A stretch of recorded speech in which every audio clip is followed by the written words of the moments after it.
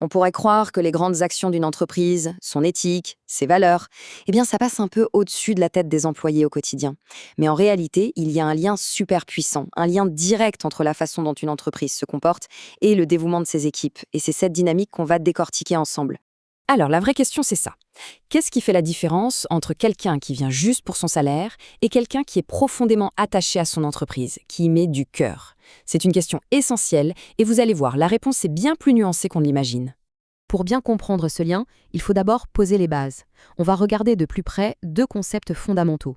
D'un côté, les actions responsables d'une entreprise et de l'autre, l'engagement de ses employés. D'abord, parlons de la RSE, la fameuse responsabilité sociale des entreprises. Attention, on ne parle pas juste de faire un chèque à une association de temps en temps. Non, non, c'est bien plus profond. C'est une stratégie qui intègre le souci des gens, de la communauté et de la planète au cœur même des activités de l'entreprise. C'est vraiment l'idée de contribuer positivement à la société au-delà du simple profit. Et en face, on a l'implication des employés. Qu'est-ce que c'est concrètement? C'est cet attachement, ce lien psychologique qui transforme un travail en quelque chose de plus. C'est quand les succès de la boîte deviennent un peu les vôtres.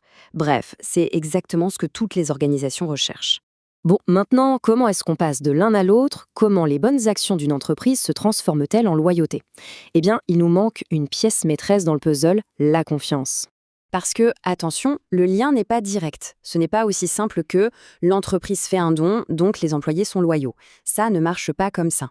Une entreprise peut faire plein de bonnes actions, ça ne garantit absolument pas l'engagement de ses équipes. Il y a un mécanisme intermédiaire, un passage obligé. Et voilà le mécanisme, c'est un peu un effet domino. Regardez. Premièrement, l'entreprise agit de manière responsable. Deuxièmement, ses actions bâtissent la confiance chez les employés. Et c'est seulement après, troisièmement, que cette confiance nourrit un engagement réel et durable. La chaîne est claire, les actions créent la confiance, et la confiance crée la loyauté. Cette image du pont, elle est parfaite. La confiance, ce n'est pas juste un bonus, un truc sympa à avoir. C'est le vrai moteur qui transforme les actions de l'entreprise en attachement sincère de la part des équipes. Sans ce pont, même les meilleures initiatives RSE restent lettres mortes, elles n'ont pas d'impact réel sur le moral. Et cette confiance, ce n'est pas du tout abstrait. Elle se construit sur des choses très concrètes, que chacun peut observer au quotidien. Être traité avec justice, avoir accès à une communication honnête, sentir que son travail est reconnu.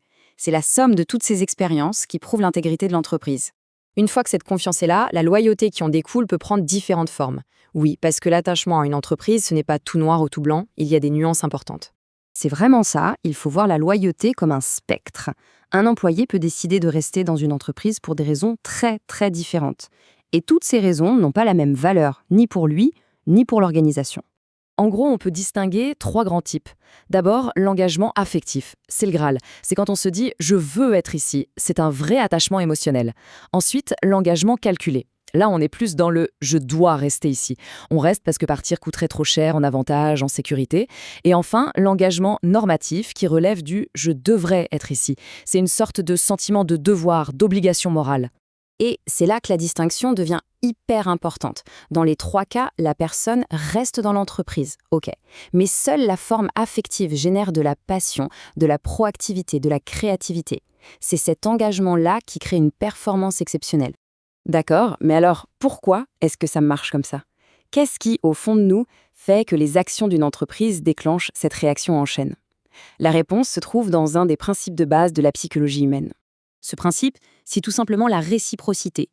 La théorie de l'échange social nous dit une chose très simple. En tant qu'être humain, on est câblé pour rendre ce qu'on reçoit. C'est un réflexe. Si quelqu'un est bon avec nous, on ressent ce besoin d'être bon en retour. Appliqué au monde du travail, c'est limpide. Quand une entreprise se comporte bien, qu'elle prend soin de ses employés et de son environnement, elle envoie un signal fort. L'employé perçoit ça comme un don, et sa loyauté, son implication, c'est sa manière de rendre l'appareil. C'est un échange gagnant-gagnant. Et voilà, on peut maintenant assembler toutes les pièces du puzzle. On voit se dessiner une image très claire, une véritable chaîne de cause à effet, puissante et interconnectée. Ce schéma résume tout parfaitement. À gauche, on a les actions responsables de l'entreprise. Au centre, l'élément pivot, la confiance, qui est nourrie par ces actions. Et à droite, le résultat, les différentes formes d'engagement. C'est la cartographie complète de l'équation de la loyauté.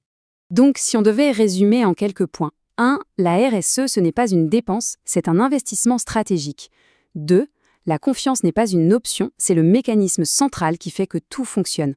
3, il faut viser l'engagement émotionnel, l'affectif, car c'est lui qui débloque le plus grand potentiel. Et enfin, tout ça marche parce que c'est tout simplement humain. On va se quitter avec une question pour réfléchir.